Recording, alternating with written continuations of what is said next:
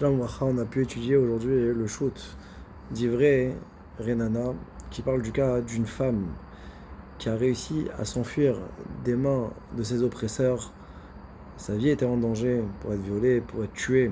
Elle a réussi à prendre avec elle son bébé qui avait encore moins de 30 jours. Et voilà qu'elle est cachée et que le bébé commence à élever la voix, à se mettre à pleurer, il a faim, il a envie de manger. Et elle est prise de panique, elle a peur d'être entendue, d'être démasquée. Et donc là, sa vie est en danger et elle doit faire taire l'enfant.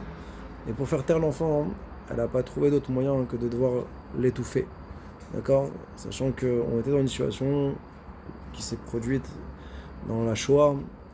Ce genre de situation a été vécue, malheureusement.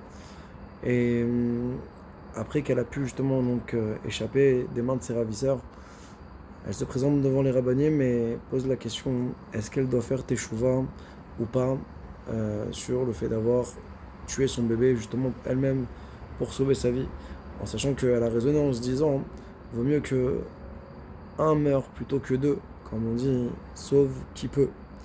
D'accord ? Et donc la question est de savoir, est-ce qu'elle doit faire teshuva ? Qu'est-ce qu'Akadosh Baruch Hu il attendait de la part de cette maman ? Et donc elle est bien entendu désolée et abattue de l'action qu'elle a pu faire. Est-ce qu'elle doit se lamenter ou bien elle doit faire tchouva ? Donc la logique de départ était de dire que, étant donné que le bébé à ce moment-là, le fait qu'il se mette à pleurer et que les Réchaïm peuvent venir et entendre, le bébé s'appelle Rodef par rapport à la vie de sa mère. Et donc on pourrait dire que oui, elle avait le droit, mais ça, finalement, en vérité, ça peut pas être une bonne réponse. Il dit le shoot d'Ivré Renana. Pourquoi ? Parce que nous, on a déjà vu une règle que si jamais une femme qui accouche, le bébé a sorti la tête, eh bien, dorénavant, même si il n'est pas encore viable, enfin, il est à moins de 30 jours, on n'a pas le droit de prioriser une vie plutôt qu'une autre. Nefesh, tachat nefesh, c'est interdit. Et donc, si déjà dans un cas où là, le rodef, c'est son corps, c'est le bébé lui-même qui va entraîner la mort de la mère, c'est interdit. Ici, que c'est juste Gorem, il entraîne indirectement à travers ses pleurs, alors, à plus forte raison, que ce sera interdit. D'autant plus que la Gemara va dire que ici, il est Rodef Mishemaya, le cas de l'enfant quand il sort, quand il a expulsé la tête, c'est un Rodef Minashamaim qui n'a pas l'intention, c'est pas volontaire. Et donc, à plus forte raison ici aussi, qu'un enfant qui pleure parce qu'il a faim, c'était pas volontaire. Donc ça, c'est un argument pour dire que c'était complètement interdit à la mère de devoir tuer le bébé. Parce que c'est Minashamaim, c'est ça, Tivo Shel Olam. Et comme ça aussi, le Rambam, il a utilisé ce mot-là. D'un autre côté, on a le Panim Meirot qui vient et qui est cholek sur cette façon, cette grille de lecture, en disant que dans un cas où les deux vont mourir, aussi bien la mère que le bébé, ils vont mourir, alors là, on aura le droit de tuer celui qui est Gorem Lamita. Ça sera autorisé, c'était la première réponse dans Rashi.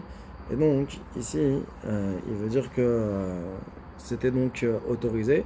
Par contre, si on dit que c'est comme Sheva ben Bechi, alors dans ce cas-là, c'était interdit. Parce que pour pouvoir avoir le droit de tuer une personne, et qu'on ne dise pas le principe de Maïchazit, c'est seulement si la personne elle-même était Chayav Mita par ailleurs, comme Sheva ben Bechi. D'après cette réponse-là, ce serait donc interdit. Le Taz dans la Kha tranche que c'est bien d'être marmire, comme l'opinion donc la plus exigeante, et que donc il fallait mieux se laisser tuer. Pour conclure, on a vu également l'opinion du Meiri, que le Meiri dit que même dans le cas du bébé qui a expulsé la tête, où on dit que c'est interdit, que En Noginbo n'a pas le droit de le toucher, ça c'est vrai pour les autres, mais pour la personne elle-même qui est concernée, étant donné que ce bébé-là il a un digne de Rodef, on a le droit de se sauver nous-mêmes.